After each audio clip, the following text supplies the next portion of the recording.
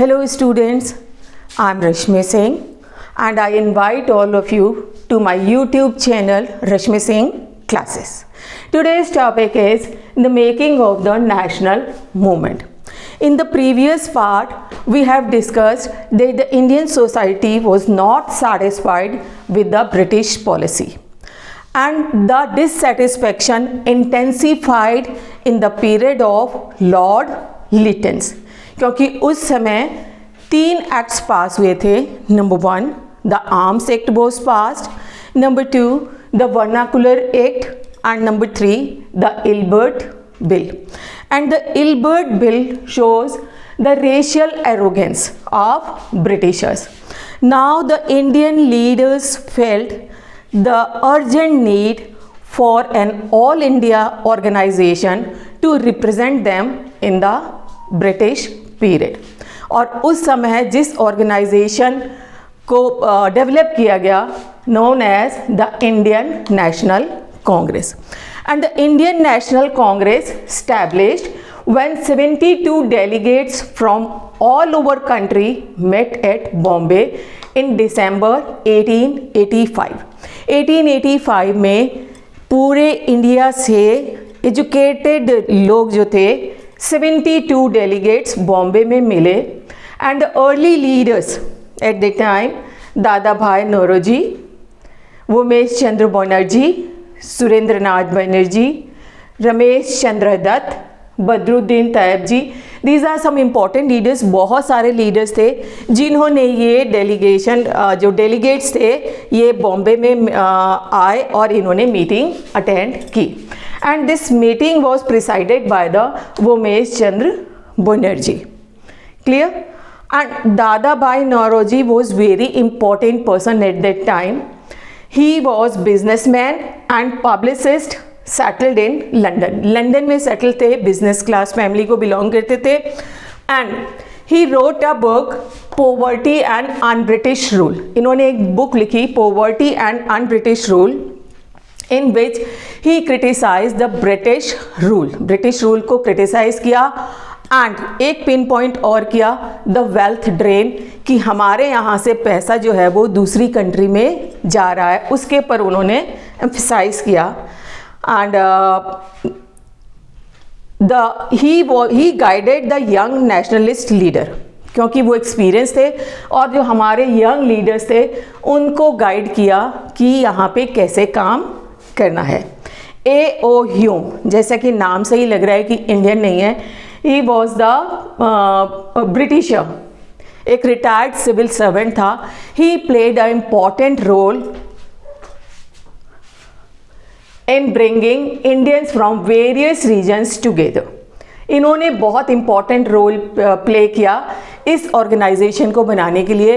He invited educated Indians from all the sides of all the corners of India to join this organisation.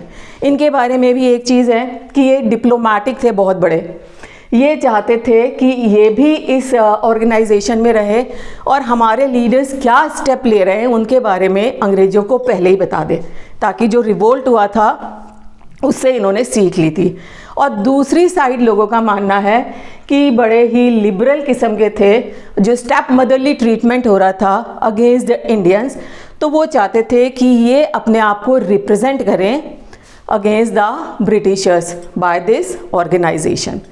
Whatever it is, जो भी था, but A.O. Hume ने बहुत important role play किया इस organisation को develop होने के लिए. Clear? And the first 20 years of Indian National Congress. Indian National Congress organise की गई, उन्होंने काम करना शुरू किया और जो उसके फर्स्ट 20 ईयर्स का जो फेज़ था, that phase is known as the moderate phase. Moderate methods use करते थे, that's why this phase was known as moderate phase. And the leaders of ये moderate leaders, they had full faith in British rule. British rule में उनका पूरा faith था. And they did not think in the terms of self rule. और वो self rule के बारे में वो सोच ही नहीं सकते थे कि हम यहाँ पे self rule के लिए कभी डिमांड करेंगे. उनका मानना था कि अंग्रेज़ लोग जो ब्रिटिश रूल कर रहे हैं ठीक है, लेकिन उसमें थोड़ा सा रिप्रेजेंटेशन इंडियन पीपल का होना चाहिए, और वो थोड़ी चीज़ें जैसे सिविल लिबर्टीज़ हैं एंड इक्वालिटी हैं, उन सबको भी थोड़ा सा डेवलप कर ले तो ये हमारे लिए ठीक है। मतलब वो एग्रेसिव मेथड्स में विश्वास नहीं करते थे, मॉडरेट मेथड्स के में विश्वास करते थे, और बहुत ज़्यादा फेथ था ब्रिटिश गवर्नमेंट में। लेकिन जो उनकी डिमांड्स क्या थी, they demanded the greater voice for Indian in the government and administration. उनका ये मानना था कि गवर्नमेंट में और एडमिनिस्ट्रेशन में इंडियंस की जो नंबर है वो इंक्रीज़ होना चाहिए, इंडियंस को भी होना चाहिए, ताकि वो अपनी वॉइस रेज करें इन द एडमिनिस्ट्रेशन। तो वो inclusion of Indians in the government. And number 2 जो उनकी डिमांड थी, separation of the judiciary from executive. पहले एग्जीक्यूटिव और जुडिशरी सेम ही थी, इन्होंने कहा कि नहीं इसको सेपरेट होना चाहिए। और एक उन्होंने लेजिस्लेचर के लिए भी बताया कि लेजिस्लेचर जो लॉज बनाती है उसके अंदर भी इंडियंस की परसेंटेज होनी चाहिए, ताकि वो इंडियंस के इंटरेस्ट को ध्यान में रख के कोई रूल बनाए। ठीक है, तो ये डिमांड थी हमारी मॉडरेट लीडर्स की। और एक उनकी डिमांड थी कि to repeal the arms act and freedom and speech expression. जो उन्होंने हमारी सिविल लिबर्टी को किल कर दिया था, फ्रीडम ऑफ स्पीच और एक्सप्रेशन किल कर दिया था, वर्नाकुलर प्रेस एक्ट, तो उन्होंने कहा इसको रद्द किया जाना चाहिए, इसको ख़त्म कर दीजिए, और आर्म्स एक्ट जो है उसको भी रद्द किया जाना चाहिए। और थर्ड उन्होंने कहा ICS exam, Indian civil services के एग्ज़ाम्स होते थे, वो एग्ज़ाम पहले सिर्फ इंग्लैंड में होते थे, उन्होंने कहा वो एग्ज़ाम्स इंडिया में भी होने चाहिए। क्यों इंडिया में होने चाहिए? Because every Indian they could not afford the expenses कि वो लंदन में जाए और एग्ज़ाम दे, तो उन्होंने कहा ये एग्ज़ाम जो है इंडिया में भी होने चाहिए, ताकि नंबर ऑफ इंडियंस इसके अंदर पार्टिसिपेट कर सके, एग्ज़ाम दे सके। क्लियर? इतना समझ में आया? Now Congress raise a number of economic issues, उन्होंने इकोनॉमिक इश्यूज भी उठाए अगेंस्ट द ब्रिटिशर्स। पोवर्टी उन्होंने कहा जो हमारे देश में पोवर्टी है, इसके लिए रिस्पॉन्सिबल क्या है? British government. Why? Because they impose the high taxes on peasants के ऊपर हाई टैक्सेस थे, और सपोज वो टैक्सेस नहीं दे पाते थे तो वो लोन लेते थे मनी लेंडर से, और जब लोन रीपे नहीं कर पाते थे तो उनकी ज़मीन उनसे ले ली जाती थी, and they had to work as bonded labour in others field. दूसरे लोगों के खेतों में उनको बॉन्डेड लेबर्स की तरह काम करना पड़ता था, तो इस तरह यहाँ पे गरीबी बढ़ती जा रही थी। And number 2 the famines means the अकाल, क्योंकि ये हमने पहले चैप्टर में पढ़ा है, they pressurise the peasant to grow the indigo grow करने पे बहुत ज़्यादा फोकस था उनका कि इंडिगो करना है, लोगों को प्रेशराइज करके बुवाना है, एंड जो भी ग्रेन होता था दे एक्सपोर्टेड टू यूरोप, वो एक्सपोर्ट कर दिया जाता था यूरोप में, तो उसकी वजह से यहाँ पे फूड शॉर्टेज हो गई और फैमिन्स। तो इन दोनों के लिए रिस्पॉन्सिबल किसको ठहराया गया? ब्रिटिश गवर्नमेंट को। Now the Congress demanded reduction of revenue, उन्होंने डिमांड किया ये जो हेवी टैक्सेस है, रेवेन्यू लगाए गए हैं, उसमें कमी होनी चाहिए, रिडक्शन होना चाहिए। Cut in the military expenditure, क्योंकि जो ब्रिटिश गवर्नमेंट थी वो बहुत सारा खर्चा कर रही थी मिलिट्री के ऊपर, तो उन्होंने कहा मिलिट्री में जितना आप खर्चा कर रहे हैं एक्सपेंडिचर उसको कट करें, and more funds for irrigation, तो इरिगेशन में आपको ज़्यादा फंड देना पड़ेगा ताकि यहाँ की जो इकोनॉमिक स्टेटस है, इकोनॉमिक कंडीशन है, वो सुधर सके। क्लियर? तो दीज वर द डिमांड्स, ये डिमांड्स थी हमारे मॉडरेट लीडर्स की। एंड मैथड्स कौन से यूज़ किया करते थे? Methods, moderate leaders wanted to develop awareness about the unjust nature of British rule. Moderate leaders का जो मेन एम था वो ये था कि एक अवेयरनेस क्रिएट की जाए against the unjust nature of British rule, क्योंकि ब्रिटिश जो थे अपनी कंट्री में इक्वालिटी, सिविल लिबर्टीज़, डेमोक्रेसी, इन सब में विश्वास किया करते थे। लेकिन हमारे इंडिया में वो सब चीज़ें एप्लीकेबल नहीं थी, अप्लाई नहीं किया करते थे। तो जो उनका अनजस्ट नेचर था ब्रिटिश रूलर्स का, उसके अगेंस्ट में अवेयरनेस क्रिएट करना चाहते थे आम जनता के अंदर। तो वो कैसे करते थे? They adopted constitutional methods, constitutional methods use किया करते थे। दे पब्लिश न्यूज़पेपर में इनकी पॉलिसीज़ को क्रिटिसाइज़ किया करते थे, ये ठीक नहीं है।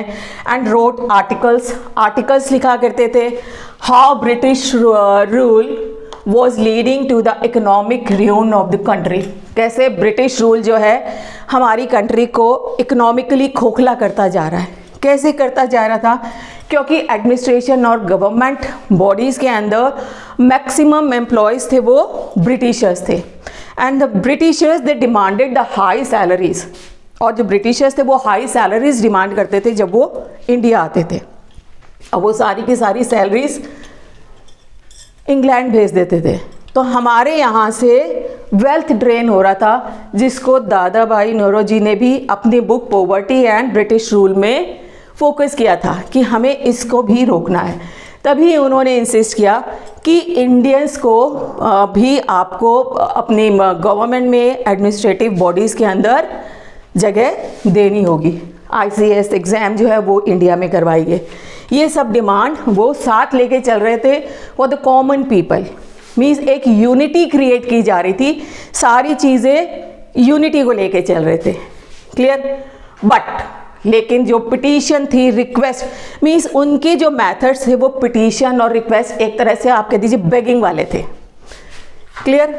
Most of their appeals went unheeded, लेकिन जितनी भी अपील वो करते थे वो अनहीडेड। अनहीडेड मीन्स वो देखते ही नहीं थे, पड़ा अन डस्टबिन में, मतलब सब डस्टबिन में जाता था, उसमें कोई एक आध चीज़ पूरी कर दी, बाकी ध्यान नहीं देते थे। But leaders took no step to push their demands, लेकिन जो इंडियन लीडर्स थे कोई एफर्ट्स नहीं करते थे अपनी डिमांड्स को पुशअप करने के लिए। क्लियर? इतना समझ में आ गया? British response, Indian National Congress develop हो गई, उसने थोड़ा सा प्रेशर डाला। तो because of this pressure the Britishers pass the Indian council act in 1892। 1892 में एक उन्होंने एक्ट पास किया, the Indian council act, and under the pressure the act increase the number of Indians in the government bodies. अब government के ऊपर कांग्रेस का pressure था, और इस प्रेशर से इस एक्ट के अकॉर्डिंग उन्होंने नंबर ऑफ इंडियंस बढ़ा दिए अपने गवर्नमेंट बॉडीज़ के अंदर। But the higher post was reserve only for the Britishers. Indians को हायर पोस्ट नहीं दी गई, and they have but gave the Indians no power, और उन्होंने इंडियंस को कोई पावर नहीं दी। मतलब नंबर ऑफ इंडियंस इंक्रीज हो गए, लेकिन उनके पास कोई पावर नहीं थी। The government became very hostile towards Congress, और जो गवर्नमेंट थी बहुत हॉस्टाइल थी towards the Congress, and government officials ordered not to associate with the Congress. और जो ऑफिशियल्स थे इनके एडमिनिस्ट्रेटिव बॉडी में, गवर्नमेंट में, उनको ऑर्डर दिया गया था not to associate with the Congress. Clear? समझ में आया कि उनके मेथड्स क्या थे और ब्रिटिश गवर्नमेंट ने क्या रिस्पॉन्स किया। अब आप सोच रहे होंगे कि इसकी तो कोई इंपॉर्टेंस नहीं है मॉडरेट्स की, लेकिन मॉडरेट्स की भी इम्पॉर्टेंस थी उस पीरियड में। जो मॉडरेट्स ने जो कॉन्स्टिट्यूशनल मेथड्स यूज़ किए उसकी इम्पॉर्टेंस थी। The moderate leaders gain a very little political advantage. Political advantage तो बहुत कम हुआ, लेकिन but their constitutional methods laid down the foundation of united and secular struggle. लेकिन कॉन्स्टिट्यूशनल मेथड्स की वजह से एक यूनाइटेड और सेक्युलर स्ट्रगल के लिए लोगों को तैयार किया, सबको साथ लेके चले, एक यूनिटी डेवलप हुई in the Indian people. They established a democratic tradition in India. एक डेमोक्रेटिक ट्रेडिशन इंडिया में, उसके लिए एक प्लेटफॉर्म तैयार हो गया। Democracy means based on equality and liberty. तो उसके लिए एक प्लेटफॉर्म तैयार करने का जो एक श्रेय जाता है वो मॉडरेट पीरियड को जाता है। क्लियर? इतना समझ में आया बेटा। और सेकंड फेज एक्सट्रीमिस्ट का वो हम नेक्स्ट पार्ट में कवर करेंगे। तो इस पार्ट में हमने देखा इंडियन नेशनल कांग्रेस ने कैसे काम किया 2 फेजेस में। First phase known as moderate phase, जिसमें मॉडरेट मेथड्स यूज़ किए, कॉन्स्टिट्यूशनल मेथड्स यूज़ किए, क्योंकि उनका मानना था कि जब ये खुद लिबर्टी, सिविल लिबर्टीज़, इक्वालिटी में विश्वास करते हैं तो वो हमारी बात भी मानेंगे। लेकिन उसका असर बहुत ज़्यादा नहीं हुआ। अनमॉडरेट लीडर्स की वजह से हमारे देश में यूनिटी के लिए और एक डेमोक्रेसी के लिए, आप कहते हैं यूनिटी के लिए उन्होंने स्ट्रगल किया, secular struggle, and they establish a democratic tradition in India, जिसका आगे बहुत ज़्यादा फ़ायदा हुआ। अभी भी हम देखते हैं India is a democratic country. आशा है आपको ये समझ में आया होगा बेटा। एंड समझ में आया है तो like and subscribe the channel and press the bell icon also. Thank you.